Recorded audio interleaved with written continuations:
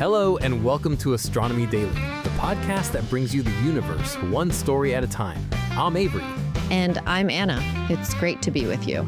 Today we've got a great lineup, from a historic first for accessibility in space to a bizarre lemon-shaped planet orbiting a dead star. Plus, we'll be looking at how NASA is getting an unprecedented new view of the sun and how future astronauts might build landing pads on the moon itself. It's a packed show. It certainly is. Let's get right to it. First up, a truly inspiring story of breaking barriers. German engineer Michaela Benthaus just became the first paraplegic person and the first wheelchair user to fly to space. Wow, that's incredible. This was with Blue Origin, right? That's right, on their new Shepard rocket for a 10-minute suborbital flight.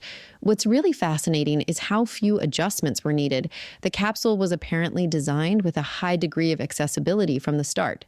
That's the key, isn't it? Proactive design rather than reactive accommodation. It shows that space doesn't have to be the exclusive domain of a select few.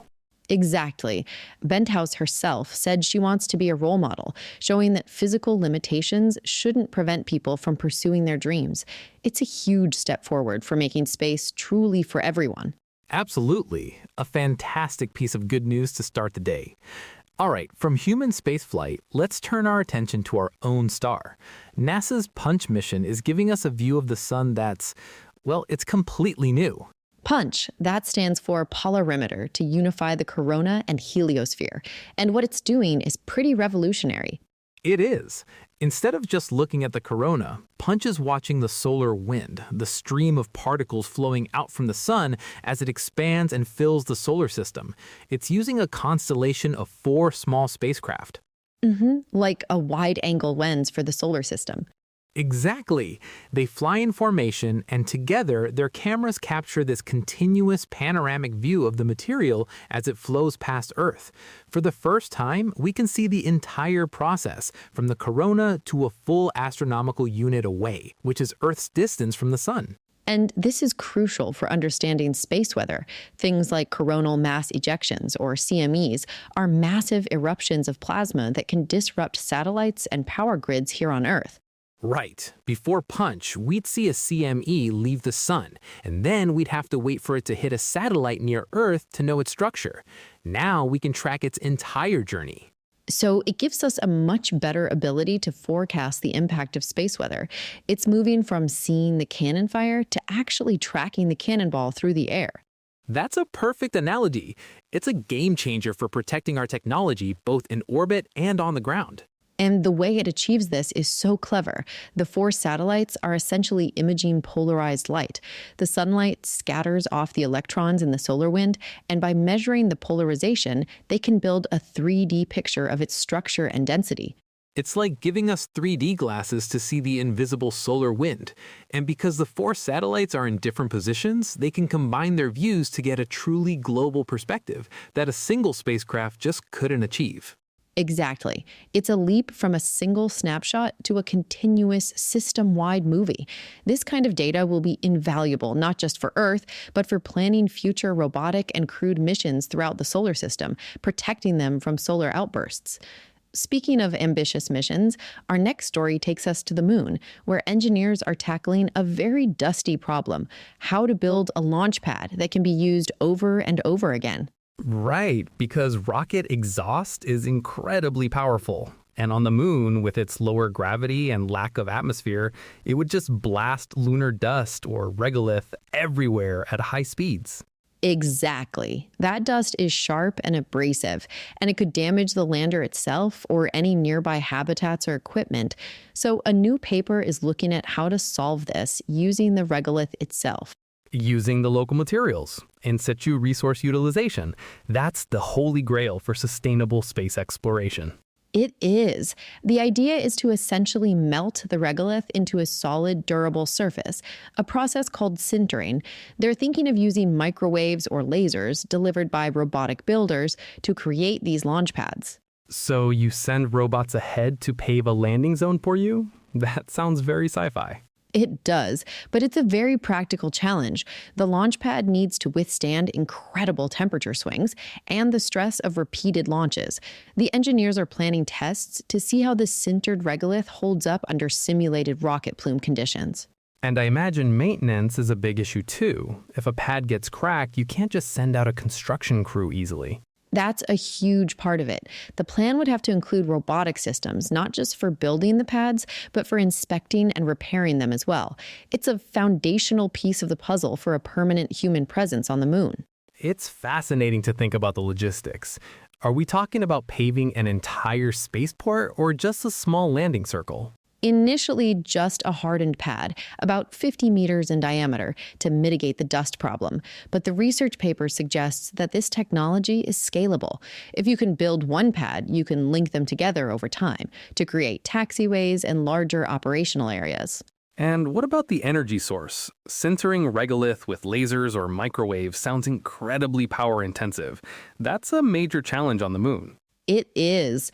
The leading concepts involve leveraging solar power with large deployable arrays, potentially charging batteries during the long lunar day to power construction activities. It's a classic chicken and egg problem. You need infrastructure to build infrastructure. This is step one. Well, from building on our moon to exploring truly bizarre worlds far beyond it, astronomers using the James Webb Space Telescope have found something that, well, it looks like it belongs in a different universe.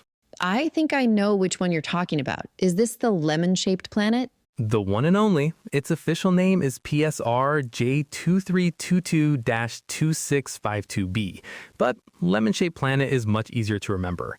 And the name is literal. It's being tidally distorted into an oblong shape by the immense gravity of the star it orbits.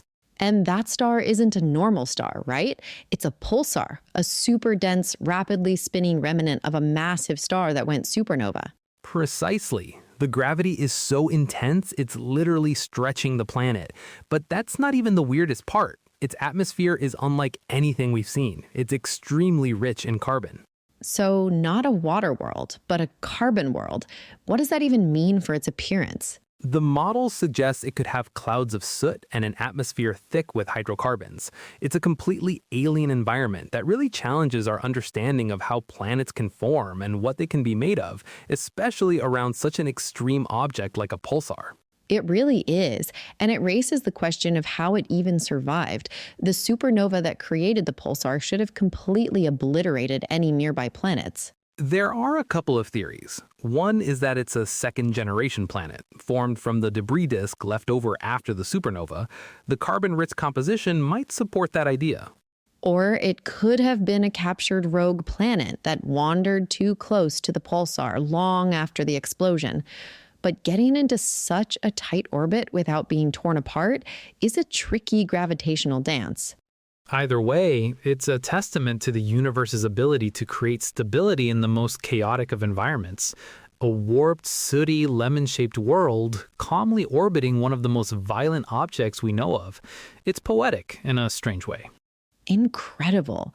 Every time we think we have a handle on the types of planets out there, JWST finds another one to break all the rules. Okay, let's bring it back to our own solar system for our last big story today. Over to the red planet. NASA's Perseverance rover has been getting an up-close look at some fascinating features on the Martian surface. Megaripples. These aren't like the little ripples you see in sand at the beach, are they? Not at all. These are huge, up to 2 meters tall. They're formed by wind, just like dunes on Earth, but their size and shape give us vital clues about Mars's more recent climate history and wind patterns. So by studying them, we can learn about the Martian weather today and in the not-so-distant past. That's the idea. The rover has been examining a field of them, nicknamed Honey Guide. By analyzing the grain size and structure, scientists can figure out the wind speeds needed to build them. It helps paint a picture of Mars as a dynamic, active world, not just a static one. It's amazing how much geology can tell us about a planet's atmosphere. Right? But for now, from accessible spaceflight to alien worlds, it's been quite a day in astronomy. It certainly has. And that's all the time we have for this episode of Astronomy Daily. We hope you've enjoyed this tour of the latest cosmic happenings. We always appreciate you joining us. Be sure to subscribe wherever you get your podcasts so you don't miss an episode. Until next time, I'm Avery. And I'm Anna. Keep looking up. Astronomy.